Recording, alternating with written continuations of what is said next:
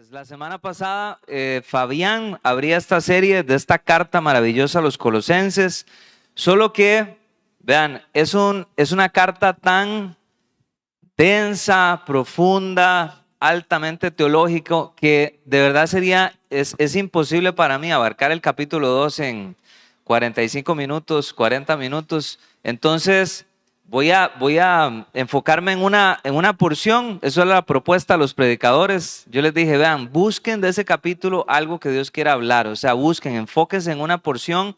Y entonces, tarea para la casa, que usted lea la carta a los colosenses. Es algo que es una carta. A usted le mandan una carta y uno se la tira así, ¿verdad? De un solo, ¿cómo decimos? De un solo chirrión.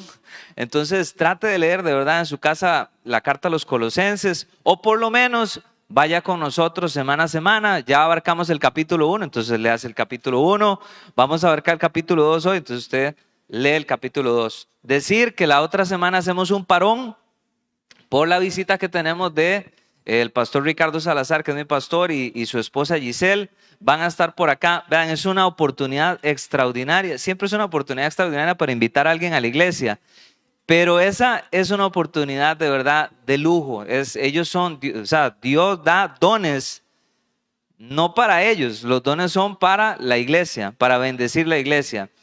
A mí me bastó una vez escuchar al Paz y de verdad Dios lo utilizó de una forma que afectó hasta el día de hoy todo lo que Dios ha venido haciendo conmigo. Entonces, de verdad, le pido que usted invite a alguien que pueda venir. Él va a estar sábado 7 de la noche, domingo 10 de la mañana.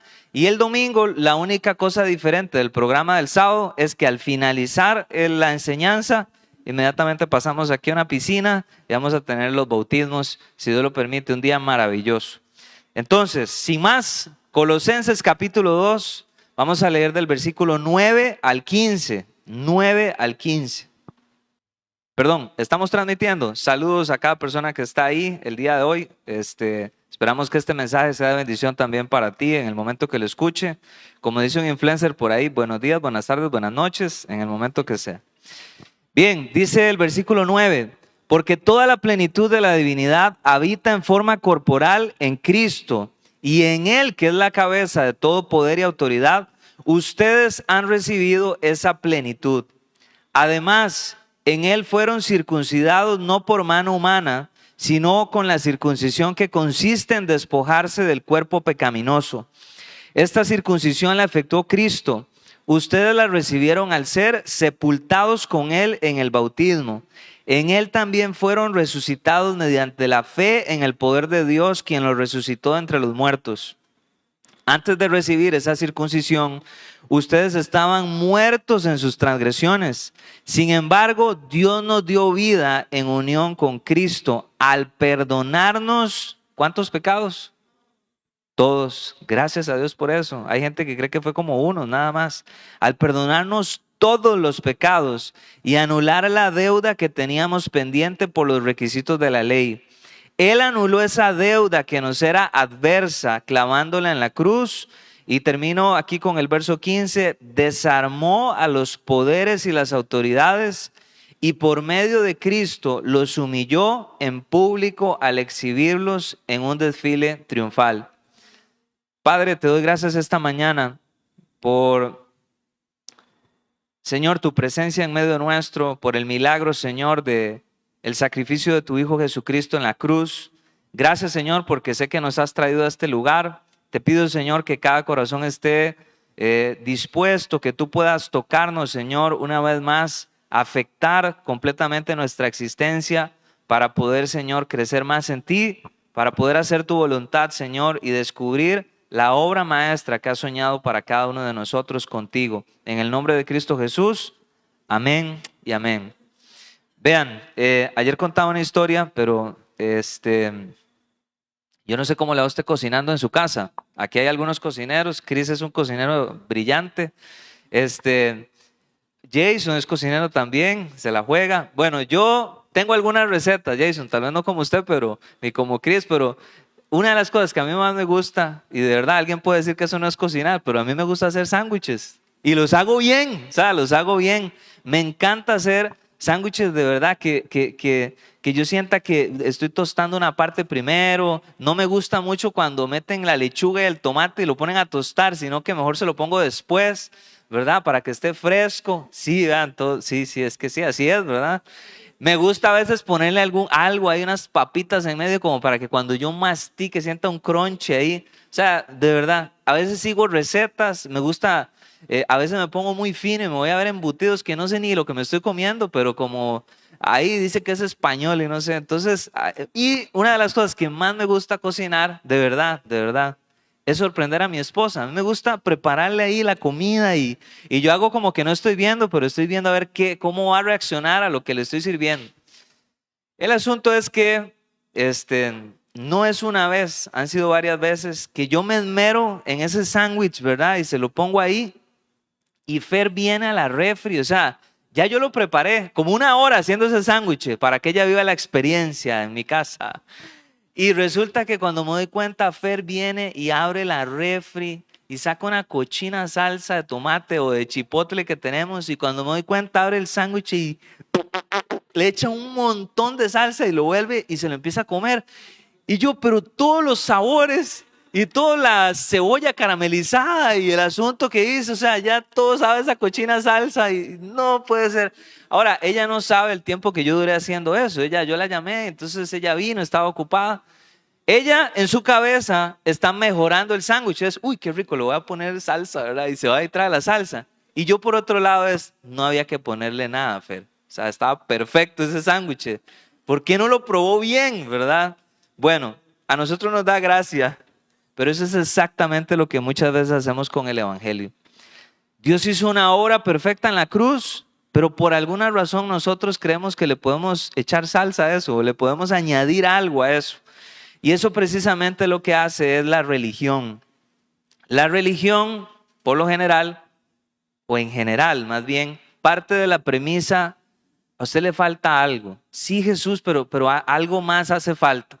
Entonces, en un contexto cristiano, hay personas que siguen a Jesús, dicen, sí, Jesús, me gusta, pero me gusta, pero es que Jesús, pero también la meditación trascendental. Entonces ahí toca unirme en uno con el universo y hay unos tipos que entonces se rapan pelones, en mi caso es porque de verdad, pero hay unos que se rapan y se visten de anaranjado y se van a vivir a una montaña, como para entonces, ya poder complementarme.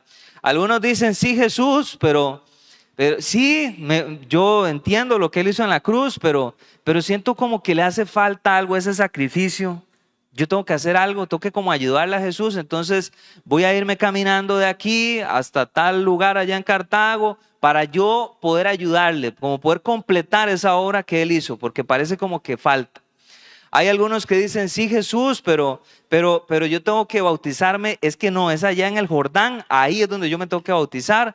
Sí Jesús, pero yo tengo que hablar en lenguas, para poder demostrar el poder de Dios en mi vida, ¿verdad? Fuera de la iglesia, algunos dirán, por ejemplo, el hinduismo, usted necesita liberarse mediante el karma y todos estos ciclos de reencarnación, alcanzar el nirvana, y entonces ya usted es una, ¿verdad? Es una cosa. Otros, en el caso de la New Age, que es la nueva era, es elevar esa conciencia a un punto en donde yo descubro una energía interior que tengo y ahí encuentro una esperanza en mi vida. Todo eso siempre está diciendo, a usted le hace falta algo, usted tiene que hacer algo, hay algo que usted tiene que hacer en su propia fuerza. Curiosamente, el Evangelio dice absolutamente otra cosa. La Biblia, hay gente que tiene ideas de Jesús, hay gente que tiene ideas del cristianismo, pero que eso empate a lo que dice la Biblia, a veces como que no empata. Porque el Evangelio verdadero que tenemos en la palabra de Dios dice que en Cristo no hace falta nada. Nada, absolutamente nada. La obra que Jesús hizo en la cruz es perfecta. Pablo, en este capítulo que estamos leyendo y en su carta a los Colosenses, está prácticamente defendiendo contra estos falsos maestros que probablemente influenciados por esta rama de la filosofía llamada gnosticismo y por prácticas sumamente legalistas judías, enseñaban que Jesús era importante, pero no era suficiente. Había que hacer algo, había que agregar reglas, había que agregar ciertas rutinas, ciertos rituales, comer ciertos alimentos o privarse de ciertos alimentos, y entonces íbamos a estar como una élite espiritual, ¿verdad? Un nivel superior de espiritualidad a través de estas cosas. Por eso es que Pablo da una de las declaraciones para mí más contundentes de la carta en el versículo 9 otra vez. Dice: porque toda la plenitud de la divinidad habita en forma corporal en Cristo, y en Él, que es la cabeza de todo poder y autoridad, ustedes, atención, ustedes, usted y yo, cuando recibimos a Jesús, ustedes han recibido esa plenitud. A usted no le falta nada, no tiene que echarle salsa, chipotle, nada. Está completo, está lleno en Cristo Jesús. Creo que este es de los datos que a mí más me sorprende. ¿Usted sabe cuántas religiones hay en el mundo? ¿Cuántos se imaginan? Son miles, miles de religiones allá afuera. Y solo hay un evangelio verdadero. Solo hay un evangelio. Por eso Jesús dijo: yo soy el camino, la verdad y la vida. Nadie, ahí se voló a todo mundo. Nadie va al Padre si no es por mí. Hay miles de religiones en el mundo, pero solo un evangelio. Vea lo que dice Roy Gustafson, que es un teólogo extraordinario. Él dijo: la religión es un subproducto de la mente humana. El evangelio es la revelación de la mente de Dios. La religión tiene su origen en la tierra. El evangelio tiene su origen en el cielo. La religión es lo que el hombre pecador hace para tratar de agradar a un Dios santo. El evangelio es lo que un Dios santo ya hizo por el hombre. La religión es la búsqueda del hombre por Dios. El evangelio es Dios buscando al hombre perdido. La religión, en el mejor de los casos, puede producir una reforma externa. Solo el evangelio puede producir una transformación interna. La religión son buenas opiniones. El evangelio son buenas noticias. En resumen, atención, la religión consiste en ponerle un abrigo nuevo al hombre. El evangelio consiste en poner un hombre nuevo dentro del abrigo.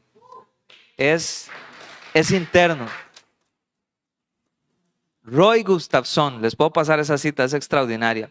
Por eso es que Pablo insiste una y otra vez: ustedes están completos en Cristo, ustedes están plenos en Cristo. Si usted hoy está soltero, no ande buscando su media naranja. Usted tiene que ser una naranja completa. Es completa, es completa. ¿Y quién es el que lo completa a usted? Es Dios. Y una vez que usted está completo en Dios, ahora sí, vaya a buscar otra persona que esté completa en Dios y van a tener un matrimonio extraordinario. Si yo vengo a partir de andar buscando mi media naranja, posiblemente usted lo que va a ir a hacer es absorber a una persona, chuparle la energía a la vida de otra persona, y de eso no se trata. Por eso el matrimonio es un equipo. Por eso no se pierda el viernes a las 6:30 nuestra reunión de matrimonios. Si no se ha inscrito, por favor se inscribe. Bien, como les dije, es imposible abarcar todo el capítulo. Entonces yo lo que quiero es que veamos del 11 al 15 3 argumentos donde usted tiene que tener toda seguridad de por qué es que en Cristo es que lo tenemos todo. ¿Por qué es que somos plenos en Cristo Jesús? 3 argumentos a partir de estos versos. En primer lugar, lo que Jesús hizo es suficiente. Lo que Jesús hizo es suficiente. O sea, la obra de Él es completa, es suficiente. No hay que agregarle nada. Ve lo que dice el versículo 11.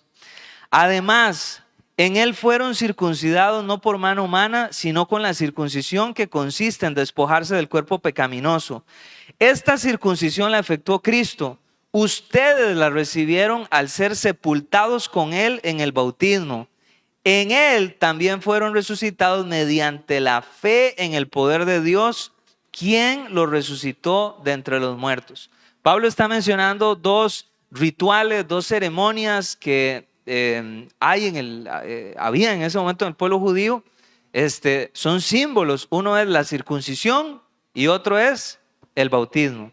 La circuncisión era, si alguien nunca ha escuchado eso, bueno, era la extirpación, un corte del prepucio del bebé varón al 8º día de nacido. Entonces era una marca externa en donde Dios había establecido eso para que una persona pudiera entender, usted ya no va a vivir conforme a la carne, usted va a vivir conforme al estándar de Dios, a los principios de Dios. Era un símbolo. El bautismo también era un símbolo. Pero en primer lugar, el tema que había aquí es que muchas personas, y se estaba dando, y Pablo escucha eso y por eso escribe, muchas personas hicieron de los símbolos que son externos, que son prácticas externas, comenzaron a poner su confianza en el símbolo más que en aquel que el símbolo señala, que es Jesucristo. Y eso pasa muy a menudo. Entonces, alguien puede tener la práctica de que cuando ora se pone de rodillas. Pero si usted cree que poniéndose de rodillas ya se le abre el cielo, no es la práctica, todo se trata de su corazón.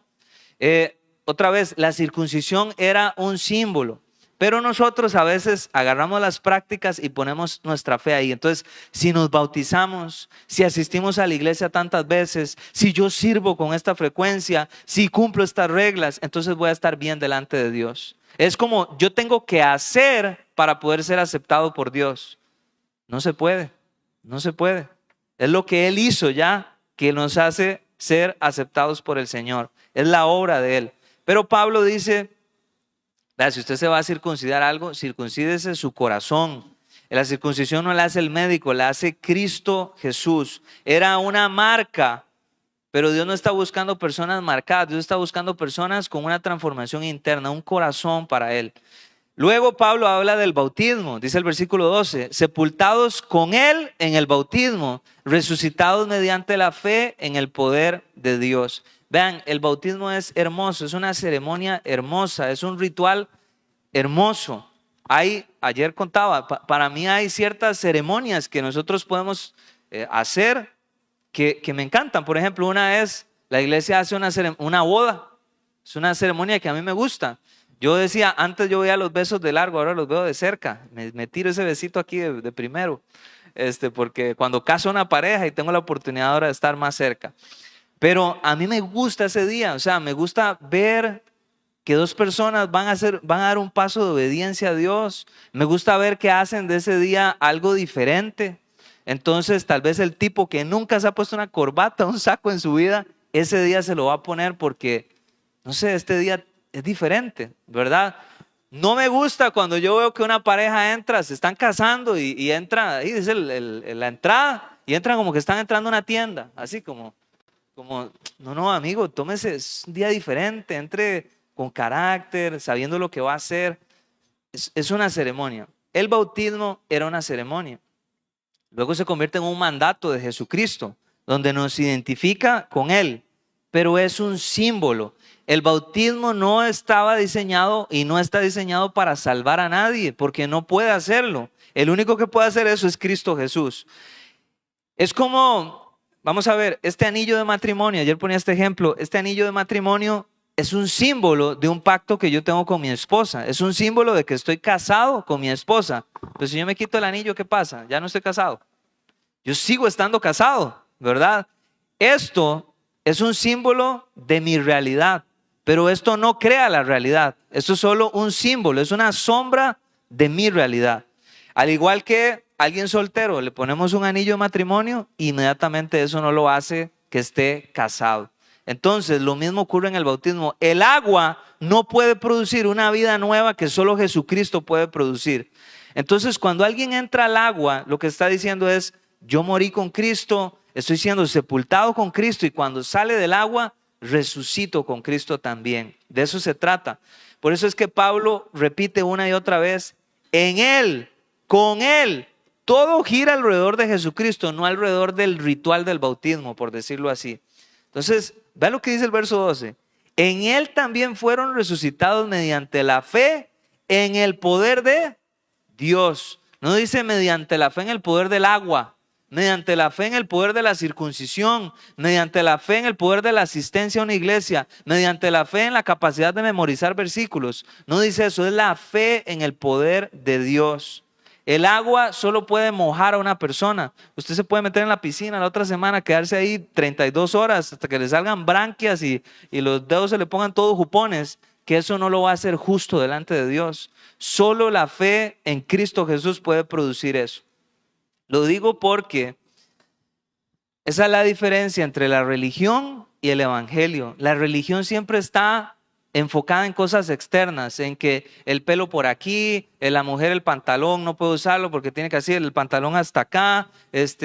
Siempre está buscando en la parte externa de la persona. El evangelio es el corazón, es una transformación interna en nuestro corazón. Por cierto, todo lo que es religión se pudiera falsificar. Usted puede engañar a la gente, usted se puede poner la corbata y estar súper alejado de Dios. Pero lo que Dios produce es muy difícil de falsificar. Que usted perdone a una persona que humanamente nadie perdonaría, eso solo Dios lo puede hacer. Que usted dé de forma generosa a alguien, ayuda a alguien de donde usted no tiene, eso solo Dios lo puede producir. Es muy difícil poder hacer algo que solo Dios puede hacer. Yo hace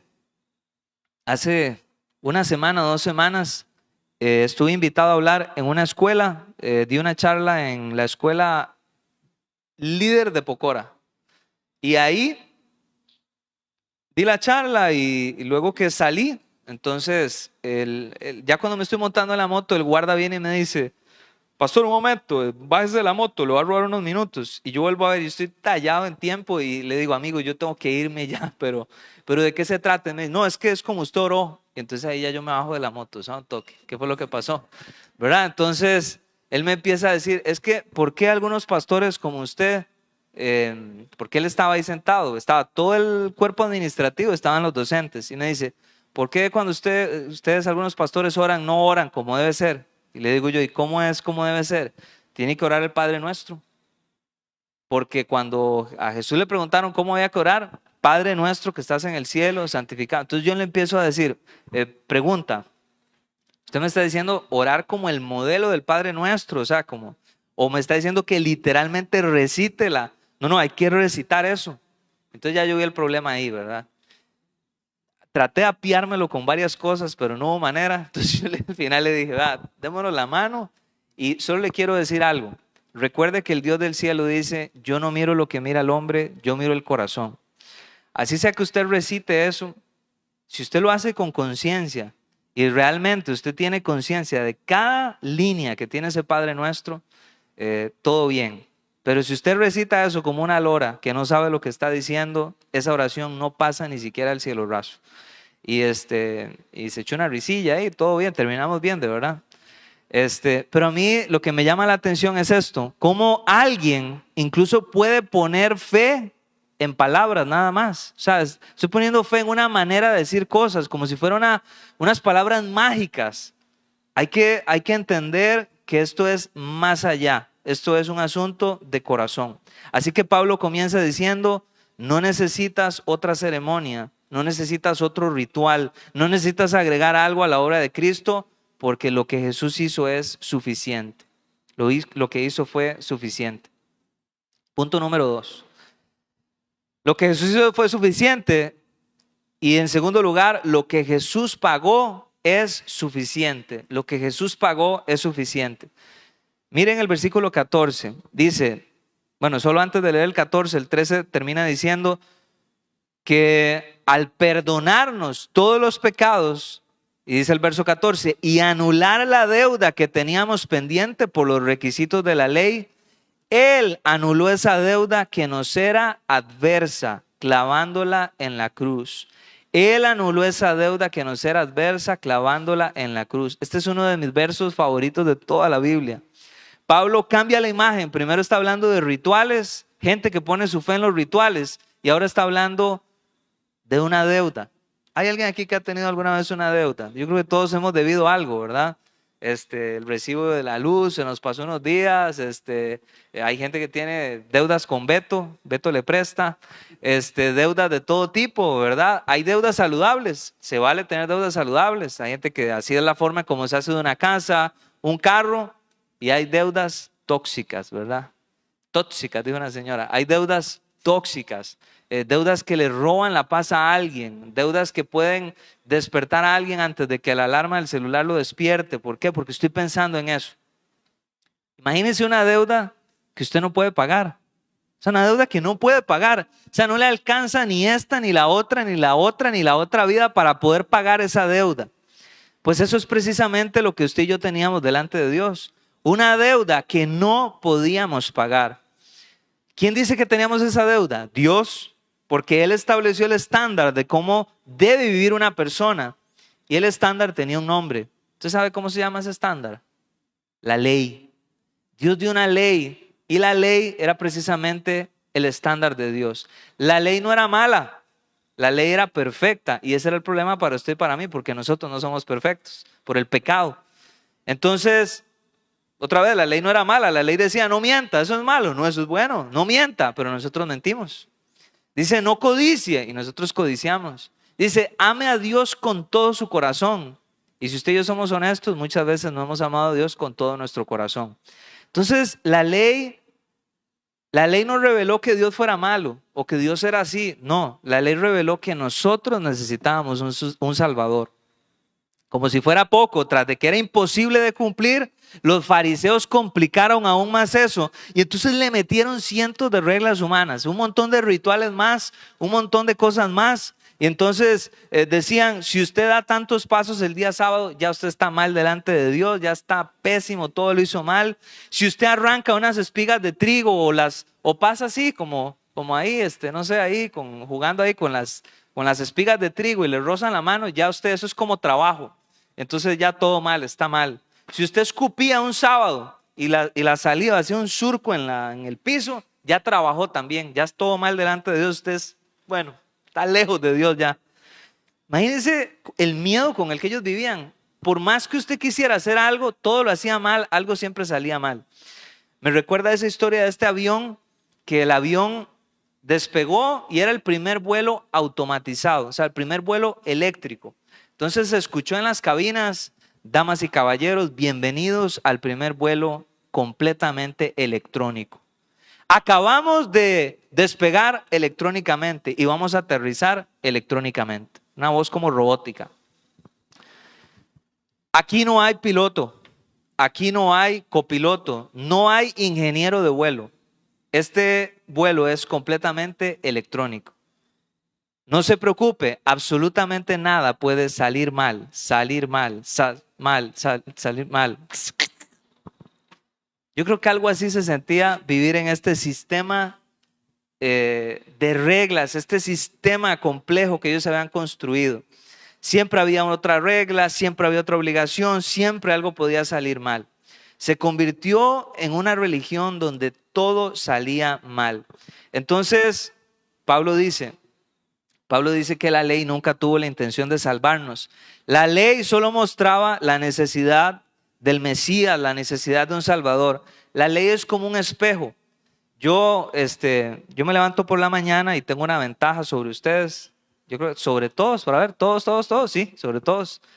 Usted se levanta despeinado, yo no. Es una maravilla, de verdad, tiene ventajas. Yo me fijo en el espejo, ¿por qué? Para quitarme ahí las lagañillas, me fijo en el espejo para ver si tengo cara de dormido, si tengo alguna suciedad. Pero si aún así yo estoy frente al espejo y tengo algo sucio, ¿qué hago? ¿Usted cree que yo me restriego en el espejo? El espejo no hace eso, ¿verdad? La función del espejo es reflejar, pero el espejo no me soluciona el problema. La ley era exactamente lo mismo. La ley me dice, usted es un pecador. Pero no podía limpiarme. Por eso es tan poderosa la frase que dice Pablo. Él anuló la deuda que teníamos pendiente. La Biblia de las Américas dice el certificado de deuda.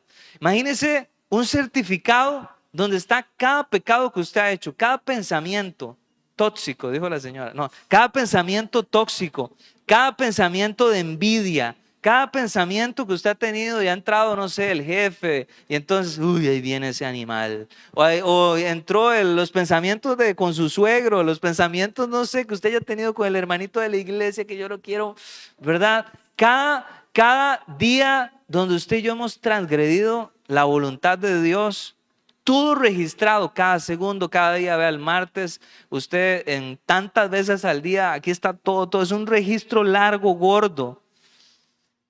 Estaba firmado con nuestro nombre. Y lo que dice la palabra de Dios es que Jesús entró en la sala y vino y agarró ese certificado. Deme eso. y vino y lo clavó en la cruz y dijo, ya no hay condenación a aquellos que están unidos a mí. Yo pago esa condena. Eso es maravilloso. Eso es maravilloso. En algún momento, a mí me encanta mucho, cada cierto tiempo vuelvo a entrar a los libros de las Crónicas de Narnia. Me encanta. Yo no sé si usted ha visto las películas de las Crónicas de Narnia, pero el libro de verdad vence con creces a lo que representa la película. Por la fuerza en cómo escribe el autor, que es extraordinario. Es un teólogo, él es C.S. Lewis. La cosa es que, si usted más o menos ha escuchado las Crónicas de Narnia, Narnia era este reino donde estaba inmerso en un invierno. Todo estaba congelado. Ellos decían, aquí todo es sin color, es un invierno que parece no terminar. El libro dice, siempre invierno, pero nunca Navidad. No había color, era todo sobrio siempre. La bruja blanca había hechizado todo eso, era terrible vivir ahí. Hasta que llegó el león, hasta que llegó Aslan. Y cuando Aslan entra en la escena en Narnia, de un pronto a otro el color comienza a regresar, el hielo se derrite y la vida comienza a impregnarse en todo el reino.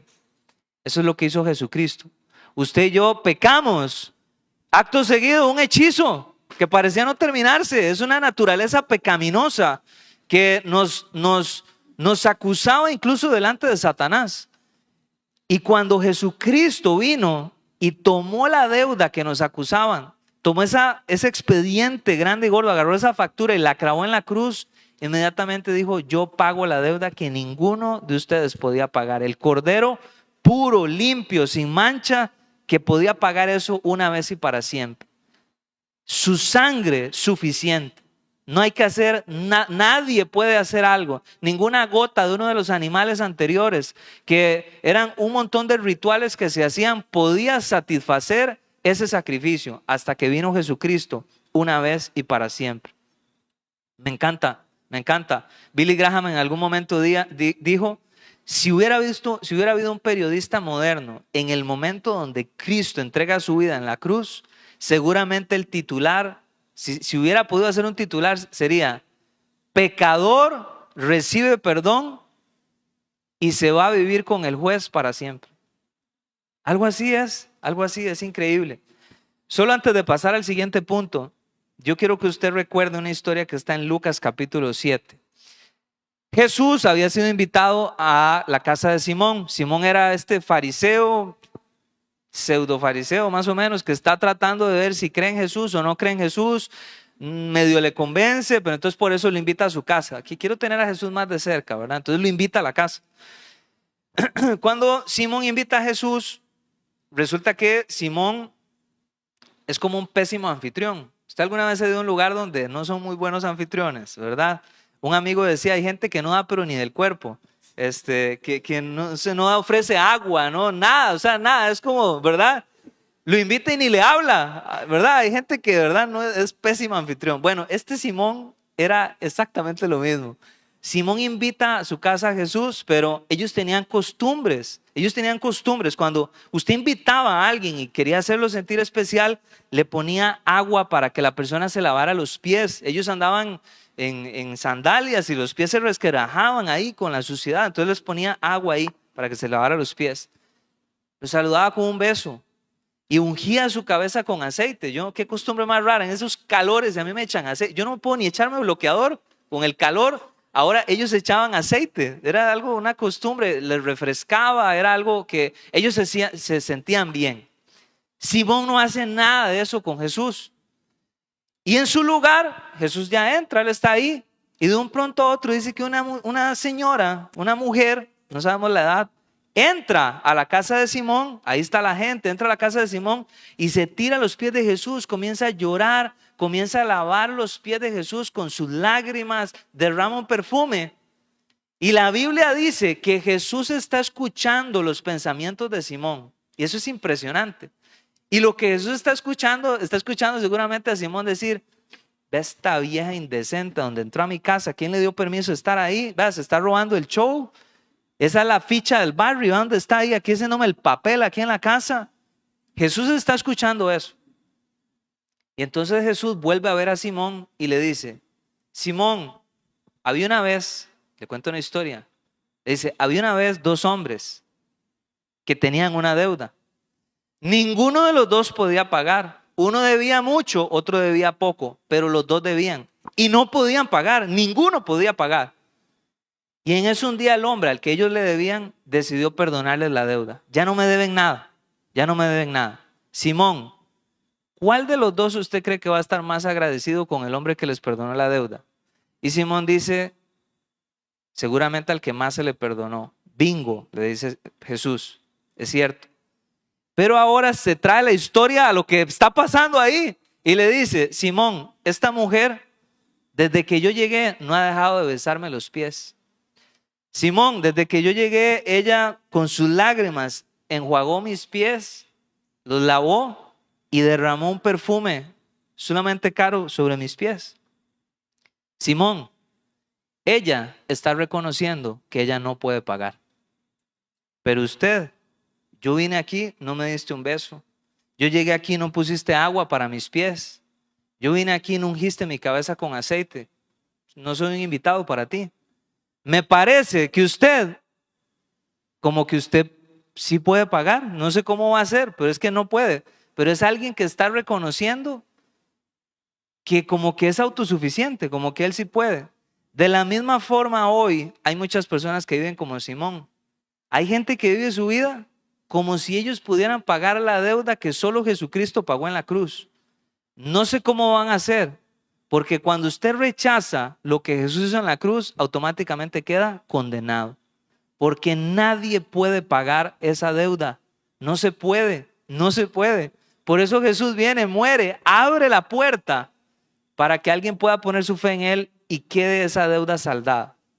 Entonces, en este lugar, hoy aquí, entre los que estamos aquí, hay personas de los que estamos aquí que nos dimos cuenta de lo que Jesús hizo por nosotros en la cruz y hemos rendido nuestra vida a aquel que pudo pagar lo que yo no podía. Y entonces, ¿qué hacemos? Lo buscamos por la mañana, lo buscamos por la noche, leemos lo que escribió para nosotros, porque estoy reconociendo que Él hizo algo que yo no podía y me derrito en adoración por Él. Pero hay otros que no han tenido esa vivencia y siguen viviendo su vida en ignorancia, siguen viviendo su vida indiferente, así como Simón trató a Jesús. Entonces, recuerde que lo que Jesús pagó es suficiente y quien abrace lo que Él hizo, entra en ese gozo con Él. En tercer lugar, lo primero, Jesús lo que hizo fue suficiente, lo que pagó fue suficiente y termino con esto. Lo que Jesús venció fue suficiente también. Todo enemigo ha sido derrotado. Dice el versículo 15, desarmó a los poderes y a las autoridades y por medio de Cristo los humilló en público al exhibirlos en un desfile triunfal. Cuando Jesús colgó en la cruz con el pecado, no solo trató con el pecado de la humanidad, sino que también trató con Satanás. Vea los términos que dice ahí. Poderes y las autoridades, dice el versículo 15. Desarmó a los poderes y las autoridades. Creo que la Reina Valera dice principados y potestades. Y si yo me devuelvo unos versículos, al versículo 10 dice, y en Él que es la cabeza de todo poder y autoridad. ¿Sabe qué es eso? Poderes, autoridades, principados, potestades. Lo que Pablo está hablando ya aquí es un lenguaje militar y está hablando de seres angelicales. Está hablando de rangos de seres angelicales, principados, potestades, poderes, autoridades. Está hablando de ángeles. ¿Por qué está hablando de ángeles? Porque la gente de Colosas había creído que sí Jesús, pero también adoremos a los ángeles. Sí Jesús, pero orémosles a los ángeles. Por eso siempre he dicho que esa canción que les enseñan a los bebés o a los niños es antibíblico, es lo peor que usted puede hacer. Angelito de mi guarda, mi dulce compañía, no me desampares ni de noche ni de día. No le enseña a su hijo a confiar en un ángel. Enséñale a su hijo a confiar en aquel que es el dueño de los ángeles, el Señor de los ángeles, es Jesucristo. Pablo está diciendo, es prácticamente absurdo querer conocer, querer enfocarnos en los siervos, pudiendo conocer al Señor de los siervos, que es Jesucristo. De hecho, los mismos ángeles se comportan de esa forma. Muchas veces en la Biblia, personas quisieron, los ángeles buenos, ¿verdad? Quisieron adorarlos y muchas veces los ángeles dijeron, papi, póngase de pie, que aquí el único que se adora es a Él. Los mismos ángeles de Dios saben a quién es el que hay que adorar, a quién es el que hay que interceder. Ellos saben, los que son buenos. Los malos son otra cosa. Por eso, cuando Jesús murió en esa cruz, vean, cuando Jesús murió en la cruz, yo estoy seguro que Satanás, que es un gran imitador, seguro tenía un trono también, y dijo, ay, se me hizo, qué dicha, lo vencí, ¿verdad? Sin darse cuenta que lo que estaba pasando en la cruz más bien era su derrota, y nunca más iba a poder levantar de esa derrota, porque fue derrotado en la cruz. Vea los términos que usa la Biblia. Desarmó los poderes y autoridades. Desarmó a los poderes. O sea, ¿desarmó qué es? ¿Qué entiende por desarmar? Le quitó las armas. Sí, el diablo puede tentar, sí, el diablo va a querer molestar, pero quedó completamente desarmado para aquellos que estamos unidos a Cristo Jesús. No tiene autoridad legal sobre una persona que ha sido creyente y que es creyente. Por eso yo solo quiero decir esto, porque hay personas que viven con mucho miedo, como que viven, hay personas que les gusta mucho lo oscuro, hay gente que le gusta mucho que el bicho aquí, o que tienen mucho temor, llegan a una casa y tienen mucho temor. Vean, yo puedo dormir, yo creo que yo babeo y todo en la noche, duermo tranquilo, porque recuerdo que no solo los desarmó, dice, los humilló en público al exhibirlos en su desfile triunfal. No solo lo desarmó, es que lo humilló y no se levanta de ahí, no puede levantar, eso nunca se va a revertir. Nosotros somos el pueblo que venimos desde la victoria. Satanás fue derrotado en la cruz. Yo quiero que usted entienda eso. Nosotros somos del equipo ganador y eso no va a cambiar. La última página de la Biblia me dice que nosotros ganamos y ganamos con Él. Entonces, el desfile triunfal, cuando un rey venía y conquistaba en ese tiempo una nación, venía y conquistaba otra nación, el rey que ganaba tomaba al rey malo, por decirlo así, o el rey enemigo, y prácticamente los humillaba, y el rey entraba a su propio pueblo y venía toda la cola de los enemigos, casi que a veces agarraban al rey malo y lo deschingaban todo, ahí venía todo humillado. Eso fue lo que Jesús hizo con Satanás. Entonces, cuando usted esté en la noche y por alguna razón usted vio una sombra o no sé, lo que sea, tranquilo, mayor es el que está en usted que el que está en el mundo. Y nosotros, si hemos puesto nuestra fe en Él, no hay nada que temer. La Biblia me dice y me enseña a quién tengo yo que temer. Y no es a Satanás. Siempre lo he dicho, Satanás es un perro con una correa a donde Dios dice, usted llega hasta aquí. Eso es, quedó desarmado. Yo no creo que una persona creyente pueda ser demonizada o pueda ser poseída por un demonio. Esa es mi posición. Porque cuando yo vine a Cristo Jesús, yo fui liberado una vez y para siempre. Una vez y para siempre. Fue derrotado en la cruz este bicho. Una vez me mandaron, y Fer lo sabe, estaba la iglesia creciendo y a mí me mandaron desde un teléfono que no sabía quién era. Me mandaron un mensaje, bueno, sí sé la persona que me mandó ese mensaje, pero una persona de la iglesia que estaba preocupada por ese mensaje. Entonces cuando yo lo veo, era como una foto de un altar, salía una calavera de mono y unas cosas, y que estaban como haciéndome un hechizo o orando contra mí, unos brujos, y entonces que estaban orándole a la Santa Muerte para que esta cosa no prosperara, y vea, lo único que yo le dije a Fer fue, mi amor, tranquila, vea. Yo soy heredero y usted también, somos herederos de una promesa que Dios le dio a Abraham. El que te bendiga será bendecido y el que te maldiga será maldito. Pobrecillo ese brujo, pobrecillo, que Dios tenga misericordia. Eso fue lo que le dije a Fer. Y hasta el día de hoy, vean, lo único que se me ha caído es el pelo, nada más, de verdad. Yo vivo tranquilo, paz. Cuando voy a algún lugar, sé que hay personas que pueden tener dones. Le estoy diciendo, los demonios son reales. La influencia demoníaca es real. Pueden tener influencia sobre nosotros, eso sí. Van todos los días, el bicho se levanta y entonces su marca es matar, robar y destruir. Y va a tratar de desenfocarnos, eso sí, pero no puede poseernos, porque hemos sido liberados por Jesucristo. Y Él desarmó a los principados y potestades en la cruz del Calvario para siempre. para siempre. Así que eso yo le llamo protección de primer nivel. Así que hay que asegurarse de estar con Cristo Jesús. De hecho, escucho mucho podcast de todo tipo y estaba cristiano, estaban como en un asunto, un debate ahí, una cosa, estaba un tipo que había sido sumo sacerdote de la iglesia satánica, se había convertido al cristianismo. Él dijo, nosotros teníamos que asegurarnos tanto que cuando lanzábamos oraciones o cuando lanzábamos hechizos, por decirlo así, que no fuera cristianos y sobre todo que no fueran nuevos convertidos, porque eso se nos devolvía a nosotros de una manera como 3 veces más. Entonces, de nuevo, eso es protección de primer nivel. Voy a terminar para pasar a la mesa del Señor solo leyendo algo. Últimamente me cuesta salir de los libros de Max Lucado. Me fascinan, entro, les recomiendo, lea a Max Lucado, es extraordinario. Lea la Biblia primero, ¿verdad? Pero hay un libro que me encanta, estoy ahí pegado, y Max Lucado decía algo que yo dije, uy, esto calza con mi mensaje. Dice, y aunque el pueblo de Dios muchas veces se olvidó de su Dios, Dios nunca se olvidó de ellos. Él mantuvo su palabra, la tierra llegó a ser de ellos.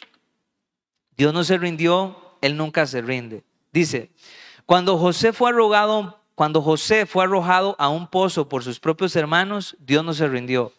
Cuando Moisés dijo, aquí estoy, mejor envía a Aarón, Dios no se rindió.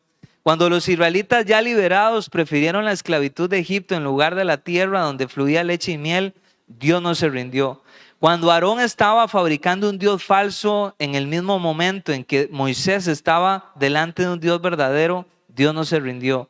Cuando solo 2 de los 2 espías creyeron que el Creador era suficientemente poderoso para entregarle la tierra prometida, Dios no se rindió.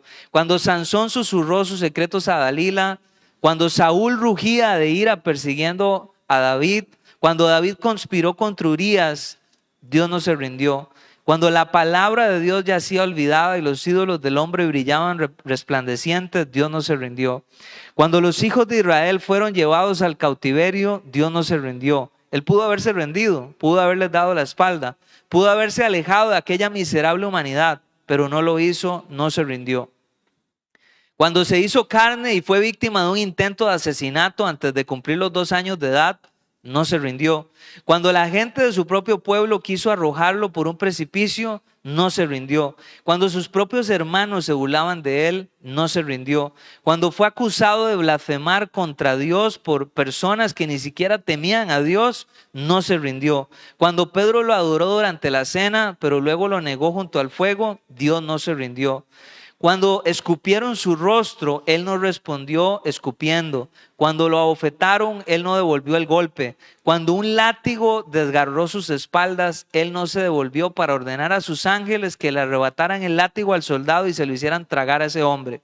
Cuando manos humanas clavaron las manos divinas en la cruz con clavos, no fueron los soldados quienes mantuvieron quietas las manos de Jesús, fue Dios quien las sostuvo. Así que la próxima vez que ese vecino insoportable aparezca en tu vida, llévalo en tu mente hasta aquella colina, llévalo al Calvario, hasta la cruz. Allí donde con su sangre santa, la mano que sostenía los clavos, escribió esta promesa.